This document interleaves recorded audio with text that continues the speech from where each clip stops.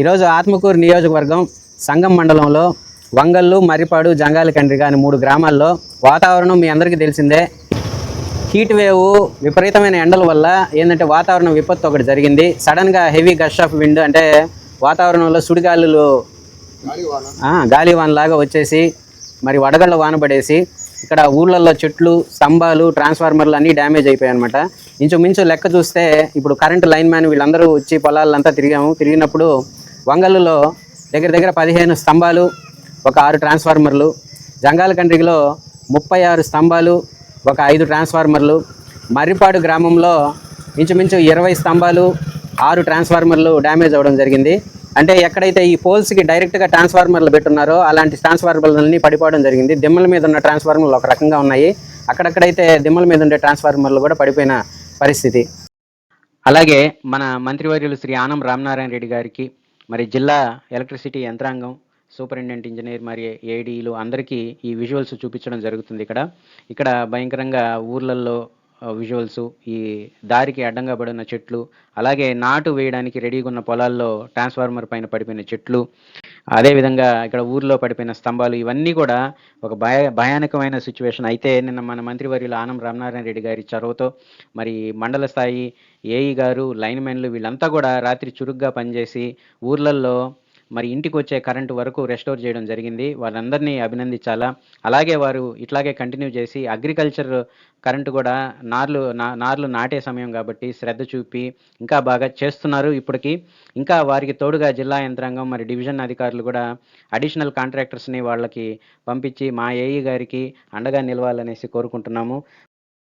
అదేవిధంగా ఇక్కడ ఈ సమస్యలను మన మంత్రివర్యులు ఆనం రామనారాయణ రెడ్డి గారు కూడా పర్యవేక్షిస్తున్నారు. కాబట్టి ఏ రోజుకి ఆ రోజు స్టేటస్, ఎన్ని పోల్స్, ఎన్ని ట్రాన్స్ఫార్మర్స్ రెస్టోర్ అయినాయి, ఆ డీటెయిల్స్ అన్నీ కూడా మంత్రి గారికి షేర్ చేసుకోవడం జరుగుతుంది. కాబట్టి మన ఎలక్ట్రికల్ డిపార్ట్మెంటు ఆల్రెడీ అప్రమత్తమయ్యారు, చాలా కృషి చేస్తున్నారు. మరింత మంది కాంట్రాక్టర్లు వస్తే ఇంకా బాగా త్వరగా రెస్టోర్ చేసే అవకాశాలు ఉంటాయి. కాబట్టి ఇప్పుడు ఊర్లోకి అయితే రాత్రి 1 గంటకి ఈ సింగిల్ ఫేజు 3 ఫేజ్ ఉండే ఊర్లోకి అయితే వచ్చింది కరెంటు. కానీ పొలాల్లో ఇప్పుడు నారేతల సమయం, 2వ క్రాప్ అందరూ మరి ఆత్మకూరు నియోజకవర్గం సంగం మండలంలో 2వ క్రాప్ పెట్టున్నారు. వీళ్ళందరికీ కూడా 2వ క్రాపు నార్లు పెరిగిన దాఖలాలు కూడా ఉన్నాయి. పొలాల్లో పెట్టుకున్నారు కట్టలు, కొంతమంది పెరగకుండా నారు ఎదిగిపోయిన పరిస్థితి. ఇప్పుడు కానీ అగ్రికల్చర్ కరెంట్ రాకుండా లేటు చేస్తే చాలా ఇబ్బంది పడతారు మరి ఈ 3 గ్రామాల ప్రజలు, వంగల్లు ప్రజలు, జంగాలకండ్రిగ, మర్రిపాడు ప్రజలు.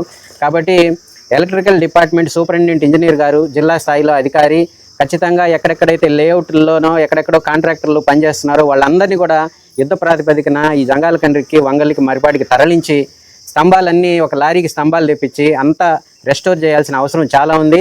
ఎందుకంటే ఒక 3-4 రోజుల్లో అందరి నారాతలు ఇంచుమించు ఒకటే టైంలో వచ్చి ఉన్నాయన్నమాట. కాబట్టి ఇప్పుడు కానీ స్తంభాలు, ట్రాన్స్ఫార్మర్లు రెస్టోర్ చేయకుంటే ప్రజలు చాలా ఇబ్బంది పడతారు. వేసిన నార్లు కూడా ముదిరిపోయి వేస్ట్ అయిపోయే పరిస్థితి.